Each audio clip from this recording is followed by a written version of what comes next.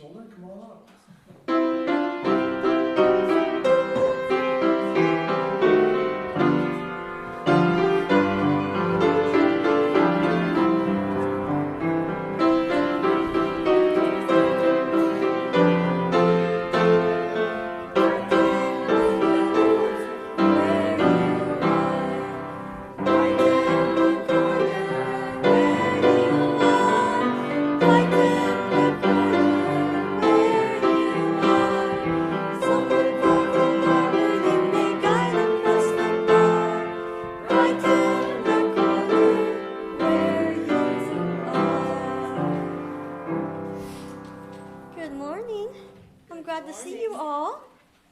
We have a little corner and it looks brighter now. You made it look brighter. Did you know that? You do now? Well, we have a special story today, and I want to know if any of you know how important it is to obey your parents. Very important. Now that I've gotten a little older, I wish that I had done a better job of it, but I know now.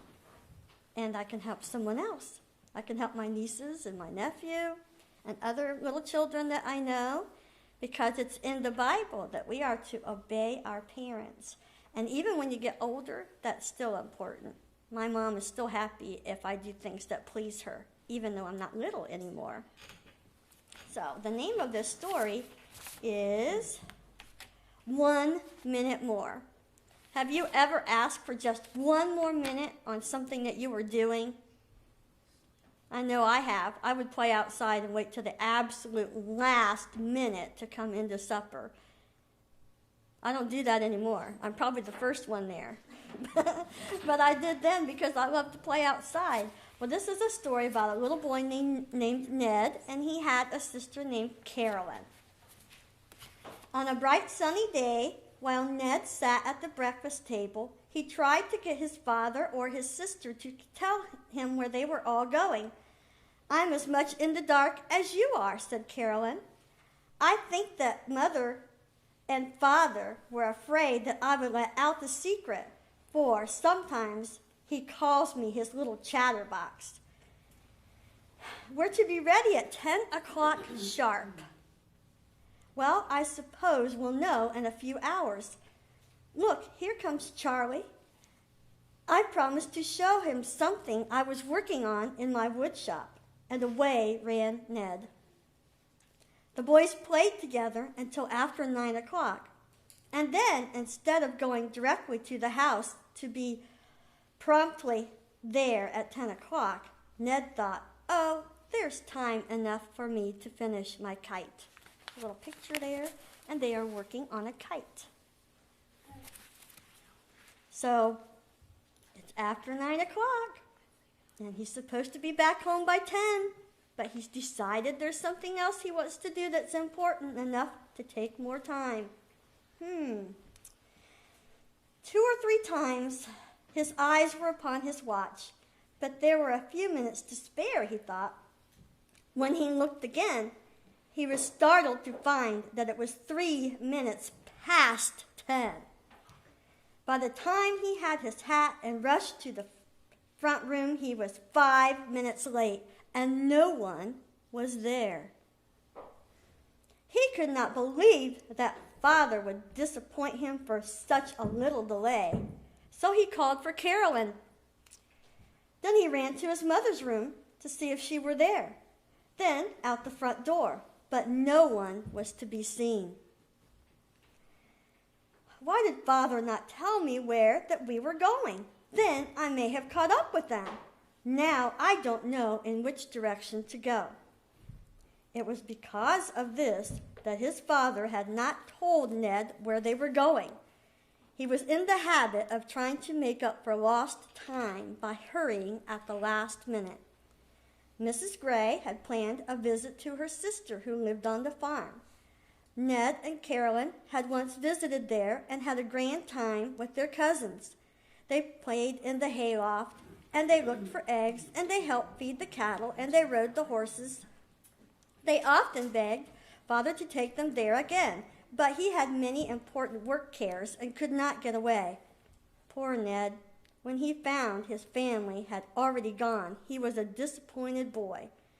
Half ashamed to have Jane, the maid, to see his tears or know how miserable he was, he went back to his play. He knew that if his father returned, Carolyn would be sure to run out to the playhouse in search of him, and so he stayed out there by himself until dinner time. Jane called Ned to dinner. She had lived in the Gray home a long time and knew Ned's one failing.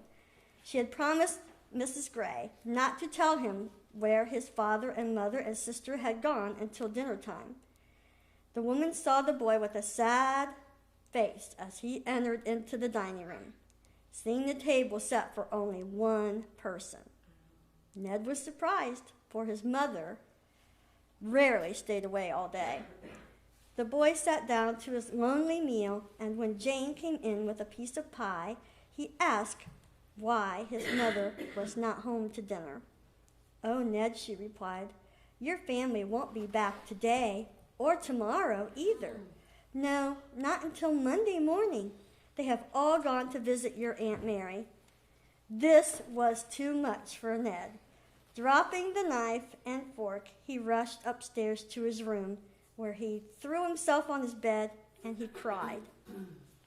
When he had recovered from his outburst of tears, he remembered his father's request not to forget, and that he was expected in the front room at 10 o'clock precisely. Now he understood that he must have started with Carolyn to the station at the very moment the clock hands pointed to the hour. It was a good lesson. He knew his family had not been meant to be cruel to him, and he resolved to improve on being on time. It was with a bright, sunny face from which all the sadness had vanished that Ned met his father and mother and sister when they reached home on Monday morning. Mrs. Gray saw at once that the hard lesson that he had been obliged to learn had not been in vain. So that was a very hard lesson, wasn't it? He missed the whole trip. He had to be alone there with just the maid at the house. He ate his meal alone, and he went to bed alone, and he was at home alone with only the maid until Monday. He missed all the fun. He didn't get to go to the hayloft. He didn't get to look for the eggs. He didn't get to help with the horses, all because that he did not listen to that one little thing that was asked of him, that all he had to do was come back on time. But he counted on them still being there, thinking if I could just be a little bit late, I could still do what I want to do, and they'll probably wait for me. They won't leave without me. But he was wrong, wasn't he? They left without him, and he missed the whole trip, and he just cried by himself. So the next time, when he knew they were coming home and he knew what time to meet them, he was on time. And he probably would never forget that lesson. Sometimes it's hard to learn a lesson like that. And I'll tell you, one time I learned a very hard lesson. I had a brand new bicycle. I had just gotten for my birthday. I had only had it a few weeks, and I had ridden it to school. And I knew that my mother had told me, do not ride your bicycle through the alley. What do you think I did? I rode that bicycle home from school through the very alley where she had told me, don't ride that bicycle through that alley, because I wasn't allowed to walk through the alleys either. She told me that many times. Well, this one day that I decided with my new bicycle to ride through that alley was the same time a car was coming the other way and hit me on my new bicycle. It bent the frame on my bicycle. It was never the same again, and I had ruined my new bicycle, and it gave me a few dents and bruises too.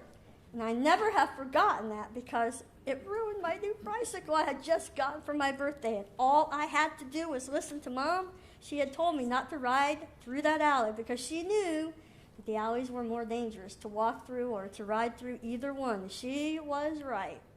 I lost my bicycle.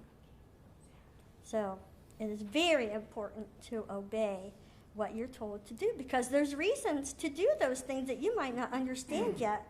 I didn't really understand how serious that would be to ride that bicycle through there. I just knew it was a shortcut. Yeah, it turned out to be a very long way around. Took me some time to get home that day. Someone had to bring me home with my bicycle all bent up. So it's very important. You may not always understand all the reasons why that you're told to do certain things, but God in His Word made it very clear that we are to obey our parents because it pleases Him, it pleases your parents, and it pleases you because it keeps you happier too. Okay, thank you.